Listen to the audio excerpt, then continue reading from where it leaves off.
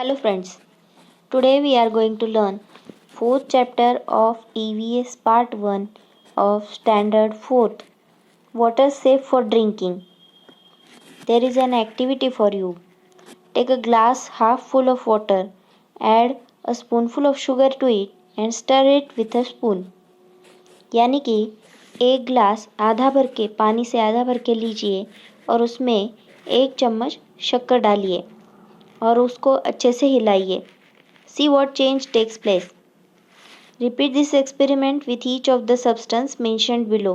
Wash the glass clean every time you take the next substance. जब हम शक्कर को पानी में घोलते हैं तो क्या दिखाई देता है कि शक्कर उसमें पूरी तरह से घुल गई है और अलग से नहीं दिखाई देती और पानी स्वीट बन जाता है. यही एक्सपेरिमेंट हमें नीचे दी गई हुई चीज़ों के साथ और एक बार करना है. हर बार ग्लास को अच्छे से साफ कर लेना है. Common salt, honey, washing soda, powdered alum, sand, wheat flour, sawdust, turmeric powder and some oil. यानी कि नमक, शहद, वॉशिंग सोडा, पाउडर्ड एलम मतलब जो फिटकरी होती है घर में पानी को साफ करने के लिए जो घुमाई जाती है उसमें, इसको मराठी में तुरटी बोलते हैं. सैंड, व्हीट फ्लोर यानी आटा, सॉडस्ट यानी लकड़ी का भूसा, टर्मरिक पाउडर यानी हल्दी और कुछ तेल. What do you see? So sugar, salt, washing soda, alum disappear in the water.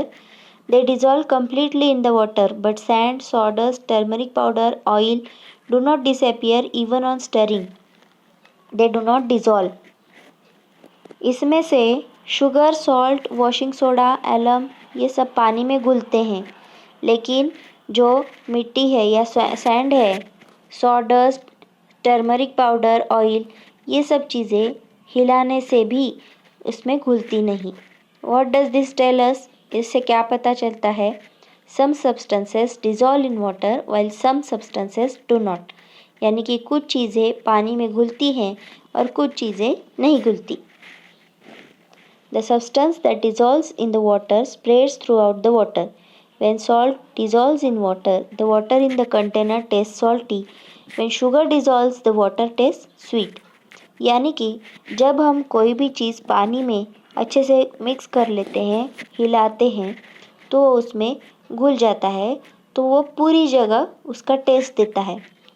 जैसे कि अगर नमक घुल जाए तो पानी खारा होता है और शुगर घुल जाए तो पानी स्वीट यानी मीठा होता है. New term solution. When a substance dissolves in water, a mixture of that substance and water is formed. This mixture is called the solution of that substance.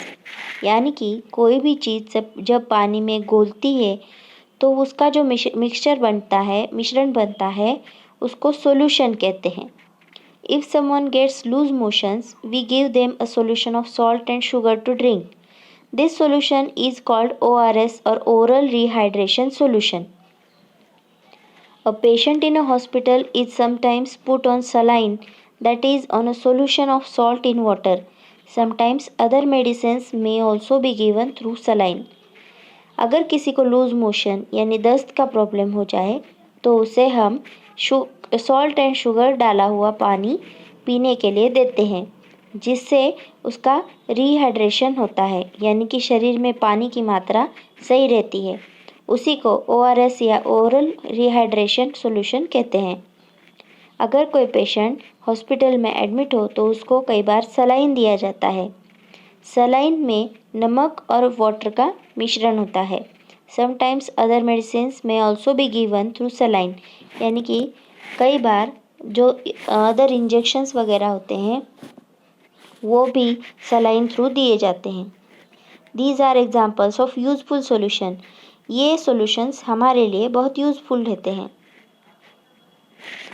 Do you know sea water is salty to taste because it is nothing but a solution of salt that occurs naturally. We cannot use sea water for drinking.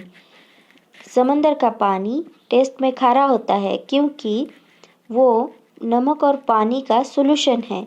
जो नमक उसमें naturally रहता है, इसी वजह से वो खारा होने की वजह से हम वो समंदर का पानी पी नहीं सकते. Water of different wells may have different taste. Why is that so? Some substances from the ground dissolve in the water. They give a taste to the well water. But if there is nothing dissolved in water, water has no taste. अलग अलग कुएं का पानी test में अलग अलग होता है। ऐसा कैसे क्यों होता है? क्योंकि वो वेल जहाँ पे खोदा हुआ है, वो कुआं जहाँ पे है, उस ज़मीन के अंदर जो कुछ तत्व हैं वो उस पानी में घुले हुए होते हैं और उसका टेस्ट हमें उस कुएं के पानी में आता है। अगर पानी में कुछ घुला हुआ नहीं है तो वो पानी उसको कुछ टेस्ट नहीं होगा। When we remove the lid of a soda water bottle, bubbles fizz out of it. To make soda water, a gas called carbon dioxide is dissolved in water under pressure. When the lid is removed, the pressure reduces and the gas bubbles out. जब हम soda water bottle या कोई cold drink का bottle लेते हैं और उसका ढक्कन जब खोलते हैं तो बहुत सारा उसमें से बबल्स निकल के आते हैं। ये क्यों होता है? क्योंकि उसमें कार्बन डाइऑक्साइड नाम का जो गैस है वो अंडर प्रेशर उस पानी में भरा जाता है। जब हम ढक्कन खोलते हैं तो प्रेशर रिड्यूस होता है, प्रेशर निकलता है और गैस बबल के रूप में बाहर आता है। यहाँ पे एक एक्सपेरिमेंट दिया गया है। Fill a large container with water, collect the following articles from your compass box: a plastic ruler, an eraser, a pencil, a sharpener, a rubber band, the compass. अभी बड़े बर्तन में पानी लेना है और कुछ चीज़ें तुम्हारे घर से कलेक्ट करनी है, जैसे कि कंपास बॉक्स में से कुछ चीज़ें, घर से कुछ चीज़ें और घर के बाहर से कुछ चीज़ें। लेकिन ये चीज़ें लेने के लिए ज़्यादा घर के बाहर जाने की ज़रूरत नहीं है। कंपास बॉक्स से लेना है हमारा scale, eraser, pencil, sharpener, rubber band और कंपास।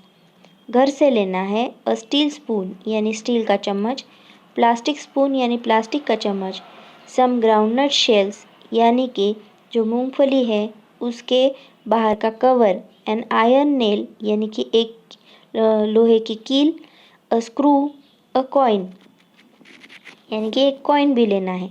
इसमें से जितनी चीज़ें आपके पास हैं उतनी आप ले सकते हैं।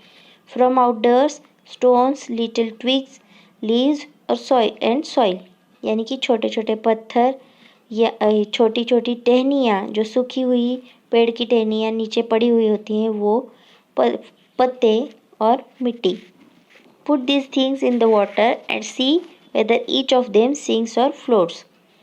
यानी कि इसमें से कौन सी चीज़ें पानी के ऊपर तैर रही थी और कौन सी चीज़ें पानी में डूब के नीचे जाकर बैठी।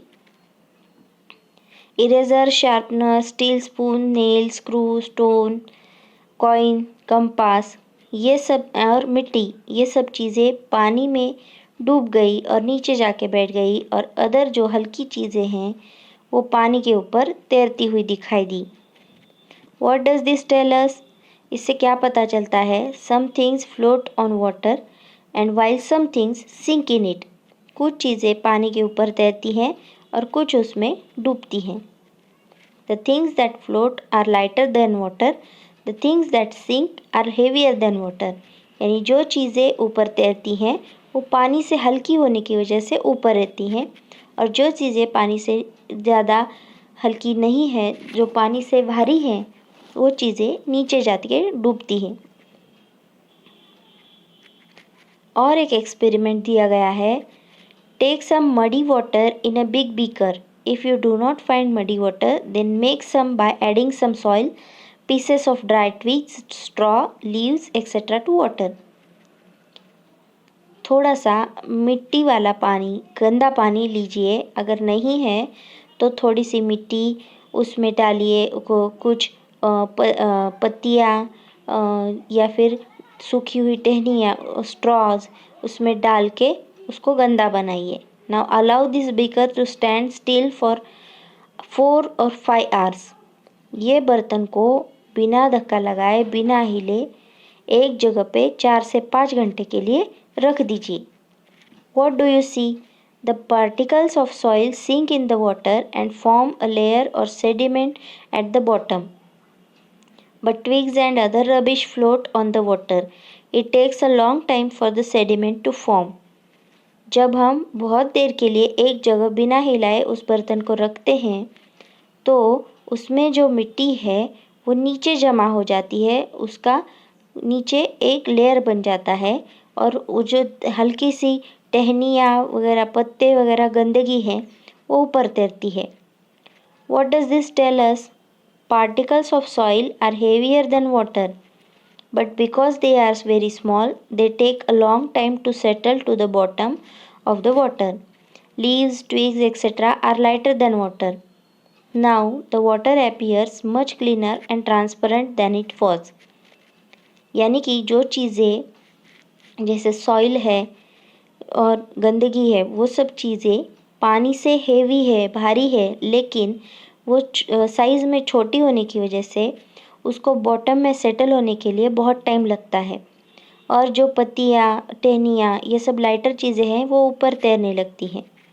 अभी पानी पहले से बहुत ज़्यादा क्लीन और ट्रांसपेरेंट यानी कि इसके आर पार दिखने वाला बन गया है, लेकिन अभी भी पूरा क्लीन नहीं हुआ है। The process of allowing heavier particles to settle to the bottom of still water is called settling. यानी कि एक जगह पानी को बिना हिलाए रख के उसमें से गंदगी जो है वो नीचे सेटल करने का जो तरीका है उसको सेटलिंग बोलते हैं। Without disturbing the sediment, pour the water above it into two smaller beakers. Even though this water appears much cleaner than before, there are still some fine particles of soil and some rubbish floating in it. यानी कि इस पानी को ज़्यादा disturb नहीं किए हुए बिना नीचे वाला जो लेयर है वो जो गंदा लेयर है उसको ज़्यादा ना हिलाते हुए पानी को 2 छोटे बर्तनों में निकाल लीजिए। अभी भी उसमें पहले जितना कचरा नहीं है, लेकिन फिर भी उसमें ऊपर तैरने वाला और नीचे वाला कचरा है। Now carry out the following experiments using these 2 beakers. Label them 1 and 2. अभी ये जो 2 बर्तन में हमने पानी लिया है उसको लेके हमें अगला एक्सपेरिमेंट करना है। 2 बर्तन में लिया हुआ पानी है उसमें take a piece of alum and swirl it once in the water in the first beaker. Leave this beaker undisturbed for 2 or 3 hours. यानी कि उसमें से फर्स्ट बीकर लेना है और उसमें फिटकरी का एक पीस लेके उसमें गोल गोल घुमाना है और इस पानी को 2 से 3 घंटे के लिए अनडिस्टर्ब्ड रखना है। What do you see? The particles floating in water slowly settle to the bottom and the water in the upper part becomes transparent. The twigs and straw still keep floating on the water. यानी कि जो पानी में गंदगी है या जो भी है वो बॉटम में यानी कि नीचे की तरफ सेटल हो जाता है और जो ऊपर वाला पानी है वो स्वच्छ दिखाई देने लगता है, लेकिन अभी भी जो टहनियाँ हैं, स्ट्रॉज हैं छोटे छोटे, वो पानी के ऊपर तैरते हैं। इससे क्या पता चलता है? Swirling alum in water helps the soil particles in muddy water to settle down. यानी कि फिटकरी गंदे पानी में घुमाने से जो मिट्टी के तत्व हैं वो नीचे जाके बैठते हैं। ये दोनों चित्रों में आप फ़र्क देख सकते हैं। टेक अनदर बीकर, दूसरा वाला जो है उसे लीजिए। Place a tea strainer over it. Fold a piece of fine cotton cloth into 4 layers. Make it moist and spread it over the strainer. Now pour the water in beaker 2 in a thin stream on the folds of the cloth. यानी कि दूसरा बर्तन लीजिए, उसके ऊपर चाय की एक छलनी रखिए, उसके ऊपर एक कॉटन का पतला कपड़ा 4 उसके फोल्ड करके उसके ऊपर रखिए, उसको भिगो के रखिए और उसके ऊपर जो 2 नंबर वाला बर्तन है उसमें जो पानी है वो बारीक धार में उसके ऊपर कपड़े के ऊपर डालिए। What will you see? The rubbish and the soil particles remain on the cloth. यानी कि ऊपर वाली गंदगी और नीचे जो मिट्टी के तत्व थे वो क्लॉथ के ऊपर रह गए। The water collects in the beaker below. It looks transparent. यानी कि जो नीचे रहा हुआ पानी है वो साफ और स्वच्छ दिखाई देता है। What does this tell us? If we strain muddy water, it helps to make it clean. This process is called filtration. यानी कि जो गंदा पानी है उसको हम छानते हैं तो वो क्लीन बन जाता है, इसको फिल्टरेशन बोलते हैं. After doing this experiment, throw the water into the soil and wash your hands with soap and clean water. यानी कि ये सब एक्सपेरिमेंट करने के बाद अपने हाथ मिट्टी से गंदे हुए होते हैं तो अपने हाथ साबुन से और साफ पानी से धो लीजिए. A new term, portable water, water safe for drinking, यानी पीने लायक पानी. Water that does not endanger our health in any way. When we drink it, it is called safe drinking water or potable water. यानी कि जो पानी हम पीते हैं वो किसी भी तरीके से हमारे हेल्थ के लिए डेंजरस नहीं है, अच्छा है, इसको पीने लायक पानी या पोर्टेबल वाटर बोलते हैं. We have seen some methods of making muddy water clean and transparent. However, such water may still not be potable. हमने कुछ तरीके देखे जैसे फिल्टरेशन है, स्टीलिंग है, लेकिन उससे भी पानी पीने लायक हो ऐसा नहीं है. Can you tell, in the rainy season the water of rivers and streams becomes muddy. Why do we not drink that water? बारिश के सीज़न में जो नदियों का पानी है या झरनों का पानी है वो मिट्टी वाला हो जाता है, तो हम उसको क्यों नहीं पीते? Because it is not good for our health. When on an excursion, if you find that the water of a spring or well there has a bad smell, would you drink it? यानी कि जब आप trip पे गए हैं और जो पानी है नदी का या झरने का उसको एक गंदी स्मेल आ रही है, यानी गंदी बू आ रही है, तो आप उसे पिएंगे क्या? No, it is not good for health. Portable water यानी पीने लायक पानी.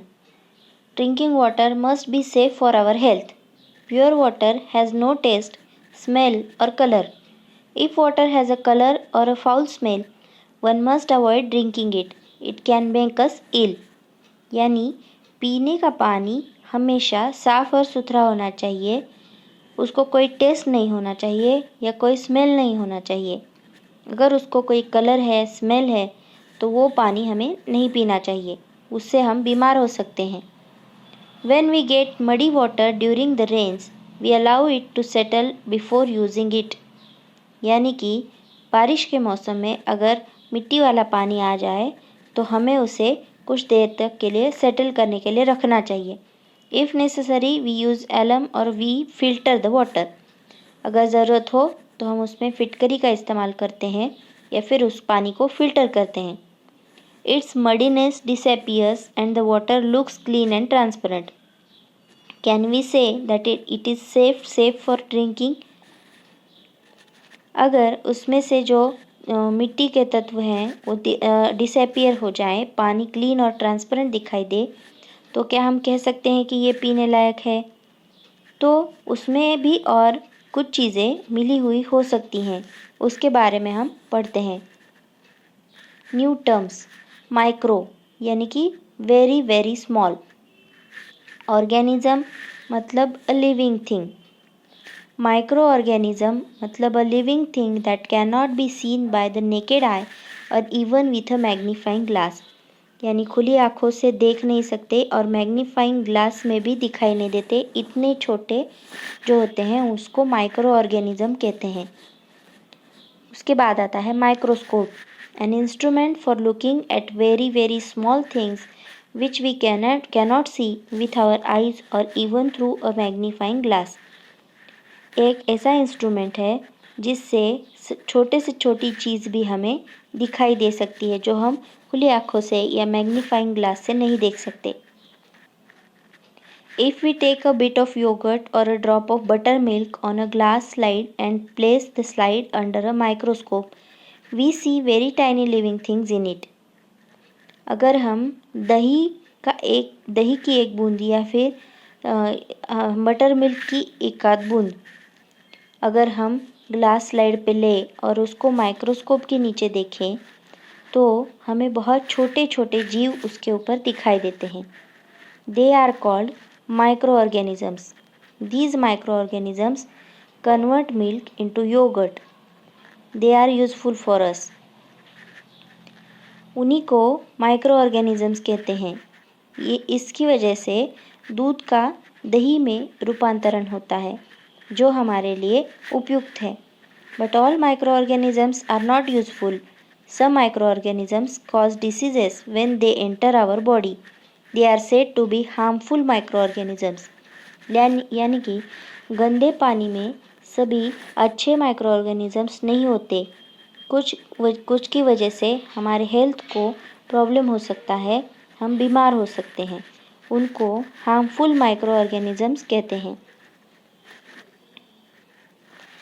There are numerous kinds of microorganisms around us. They are in the soil, in water, in air, on rocks, that is anywhere and everywhere. हमारे आसपास बहुत सारे micro organisms हैं।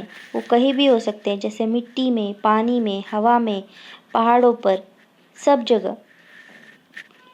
Even if harmful microorganisms are present in water, we are not be able to see them. Now, though the water with such microorganisms looks transparent, would it be safe for drinking? जो micro organisms होते हैं वो इतने छोटे होते हैं कि हम उनको देख नहीं सकते, लेकिन पानी तो ट्रांसपेरेंट दिखता है। लेकिन क्या फिर वो पानी पीने के लिए सेफ़ है? नहीं, क्योंकि उसमें बहुत सारे हार्मफुल माइक्रो ऑर्गेनिजम्स हो सकते हैं।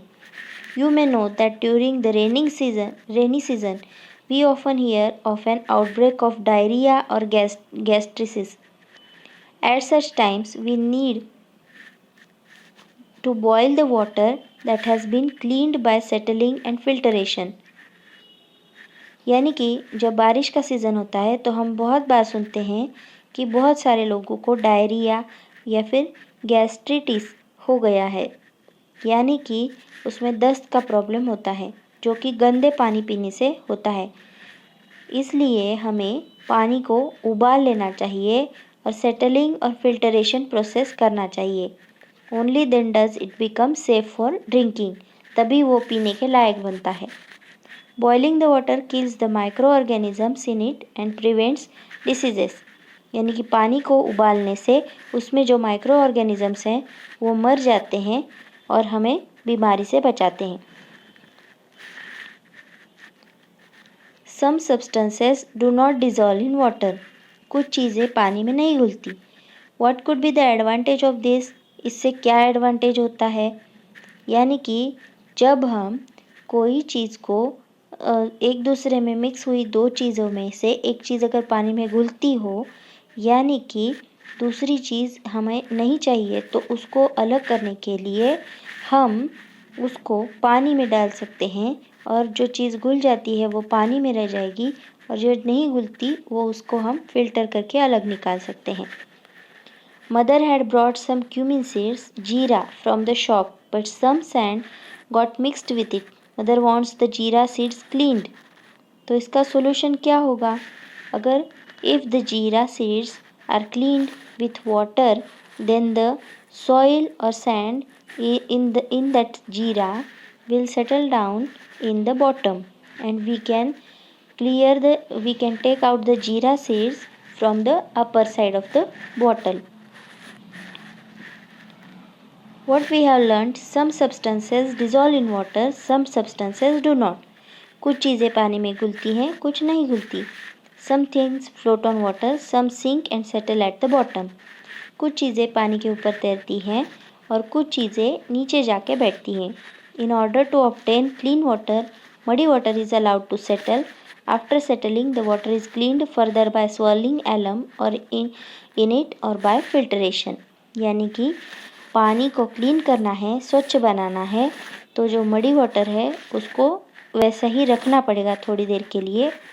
उसके बाद उसको उसमें फिटकरी घुमानी पड़ेगी या फिर उसको फिल्टर करना पड़ेगा। Even in clean transparent water, microorganisms can be present. It is necessary to have safe water for drinking. So water must be boiled to destroy any microorganisms in it. पीने का पानी हमेशा स्वच्छ होना चाहिए, पानी अगर ट्रांसपेरेंट भी दिख रहा है लेकिन उसमें माइक्रो ऑर्गेनिजम्स हो सकते हैं। इसी की वजह से हमें पीने के लिए सेफ़ पानी मिलने के लिए उसको उबालने की ज़रूरत है, जिससे कि उसमें जो माइक्रो ऑर्गेनिजम्स हैं वो मर जाएंगे और पानी पीने लायक हो जाएगा।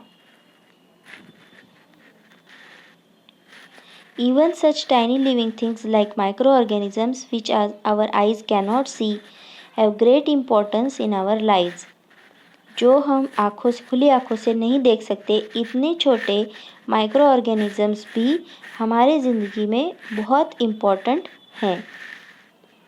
Today we learned about the safe water for drinking chapter EVS standard 4th EVS 4th chapter, and today we have learnt about the filtration method, settling method.